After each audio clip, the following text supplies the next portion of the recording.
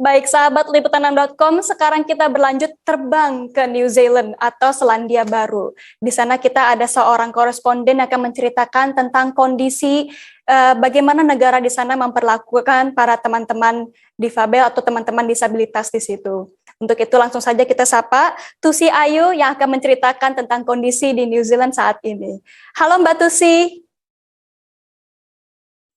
Baik Mbak Tusi, mungkin bisa dibuka dulu ya mic-nya.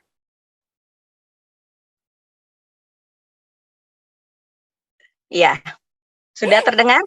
Baik, sudah terdengar Mbak Tusi. Gimana kabarnya nih Mbak sekarang? Baik, alhamdulillah baik. Alhamdulillah. Mbak Tusi, hari ini adalah hari yang spesial, Hari Disabilitas Internasional. Untuk itu kita akan mungkin melihat nih kondisi di New Zealand. Seperti apa sih di New Zealand tuh memperlakukan para teman-teman disabilitas di sana?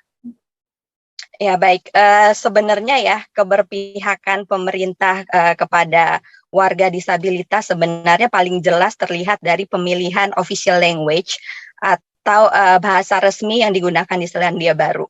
Jadi di Selandia Baru ini ada 3 official language. Yang pertama adalah bahasa Inggris, yang kedua bahasa Maori, dan yang ketiga adalah bahasa isyarat atau sign language.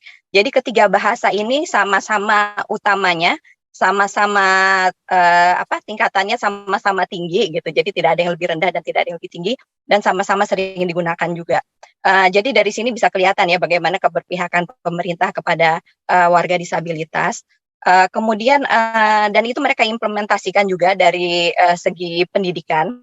Di pendidikan itu bisa kita lihat misalkan di public school gitu ya. Misalkan anak saya itu sekarang SD gitu, ada satu yang umur 5 tahun, dia kelas 1 SD di sini. Itu sekolahnya tuh menerima anak-anak dengan disabilitas juga. Ada anak penyandang, ada anak autis yang bisa sekolah di sekolah umum. Kemudian ada anak yang ada temannya anak saya tuh nggak bisa jalan gitu ya, dia tetap diterima di sekolah umum gitu. Dan kemudian kalau misalkan kita mau masuk ke institusi pendidikan, misalkan kita mau sekolah atau kita mau daftar kursus gitu ya, itu selalu ditanya di form pendaftaran, apakah Anda memiliki disabilitas gitu. Jadi itu maksudnya sih agar institusi pendidikan bisa mempersiapkan asistensi khusus kepada murid-murid disabilitas gitu ya.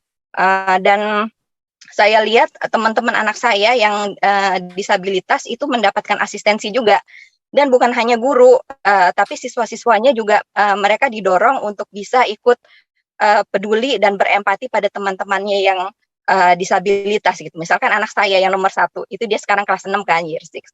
Dia itu kalau di jam istirahat suka jadi volunteer untuk jadi pengawas adik kelasnya yang autis gitu. Jadi dan dia senang melakukan itu. Jadi ketika jam istirahat dia ngajak main adik kelasnya yang autis, kemudian dia mengawasi jangan sampai adik kelasnya ini misalkan bermain atau lari sampai keluar gerbang sekolah gitu. Jadi tanggung jawab itu dilakukan bersama, tidak hanya oleh guru tapi juga oleh murid-murid gitu. Ya seperti itu kira-kira. Dan juga kita bisa melihat ya dari penjelasan Mbak Tusi tadi bahwa sebenarnya sudah dibiasakan nih untuk berinteraksi antara yang penyandang disabilitas maupun dengan yang lainnya. Oh ya, Begitu ya? satu lagi yang saya pikir cukup menarik di Selandia Baru itu bahasa isyarat itu juga mulai diajarkan sejak usia dini ya. Misalkan anak saya tuh dari kelas 1, dia di sekolah tuh diajarkan bagaimana bahasa isyarat. Mungkin dimulai dari yang paling sederhana seperti good morning, good afternoon, tuh mereka bisa tuh bahasa isyaratnya untuk yang dasar-dasar ya. Iya, jadi itu memang sudah masuk ke dalam kurikulum ya untuk pembelajaran bahasa isyarat. Untuk mulai dari usia dini sampai juga nanti mungkin usia SMA, masih Iya, fokus belajar bahasa isyarat. iya betul. Karena kan bagaimanapun juga bahasa isyarat itu adalah bahasa nasional dari New Zealand sendiri. Iya betul, bahasa resmi ya, official language. Oke, itu kapan dijadikan official language-nya? Kalau sejarahnya saya kurang tahu ya, cuma yang jelas saat ini tiga bahasa itu yang digunakan sebagai official language. Baik, tapi selain dari itu, mungkin bagaimana dengan kita lihat di fasilitas di New Zealand? Apakah mendukung untuk para penyandang disabilitas juga? Kalau sejauh pengamatan saya ya, fasilitas umum di sini ya sangat mendukung warga disabilitas ya. Misalkan kalau untuk indoor itu pasti udah ada lift gitu untuk penyandang disabilitas. Kemudian toilet untuk penyandang disabilitas juga sangat mudah ditemukan. Kemudian untuk outdoor, misalkan tangga gitu ya, tangga outdoor itu di pinggir tangga outdoor itu selalu ada seperti jalan khusus untuk warga disabilitas.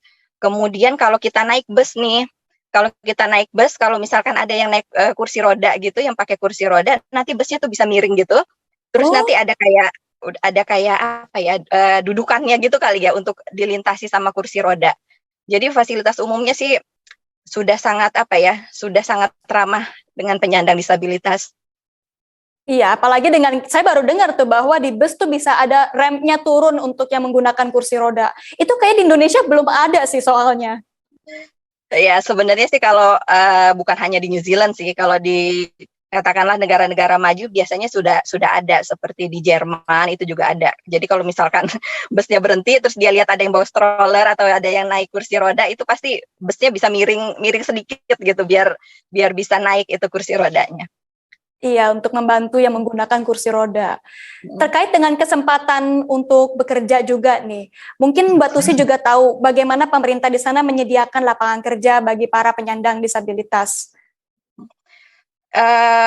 Penyandang disabilitas saya pikir dapat kesempatan yang cukup besar di sini ya. Seperti misalkan banyak didorong oleh LSM di sini. Ada LSM yang mempekerjakan warga disabilitas, misalkan sebagai carpenter. Jadi mereka bikin kerajinan seperti itu yang nanti dibantu pemasarannya gitu. Dan saya pikir salah satu bentuk dukungan pemerintah untuk warga disabilitas juga bisa kelihatan misalkan dari website pemerintah gitu ya. Setiap website pemerintah itu bisa kita setting. Misalkan untuk yang orang yang penglihatannya mungkin kurang baik gitu ya, bisa disetting nanti brightness-nya bisa lebih terang, atau nanti hurufnya bisa lebih besar atau lebih kecil, bisa disesuaikan gitu. Kemudian dalam setiap konferensi pers pemerintah itu selalu disediakan penerjemah bahasa isyarat.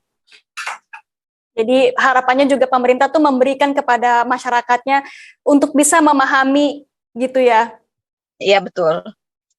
Oke, nah kalau kita lihat juga nih di New Zealand, untuk saat ini untuk kesempatan belajar sendiri, mungkin untuk form pendaftaran atau untuk anak-anak murid bisa belajar. Tadi kan Bu Tusi menjelaskan bahwa untuk bisa belajar di sekolah itu diisi nih untuk form pendaftarannya, apakah ada disabilitas atau enggak. Apakah saat bekerja nanti juga sama, akan ada form seperti itu juga? Ya saya pikir itu sama ya. Karena bagaimanapun baik institusi pendidikan atau institusi tempat bekerja mau membantu gitu, mempersiapkan asistensi apa yang bisa mereka lakukan untuk bisa mendukung warga disabilitas ini gitu. Baik, kalau begitu terima kasih banyak atas penjelasannya Mbak Tusi. Kita sih harapannya semoga Indonesia tuh bisa kayak New Zealand. Mungkin nih Indonesia juga bisa mulai memasukkan bahasa isyarat ke dalam kurikulumnya ya. Ya, mudah-mudahan ya. Iya, amin deh mudah-mudahan. Oke Mbak Tusi, sampai ketemu lagi ya. Jangan bosan-bosan ngobrol sama saya. Dan semoga kita bisa ngobrol nih di live update selanjutnya. Ya, makasih.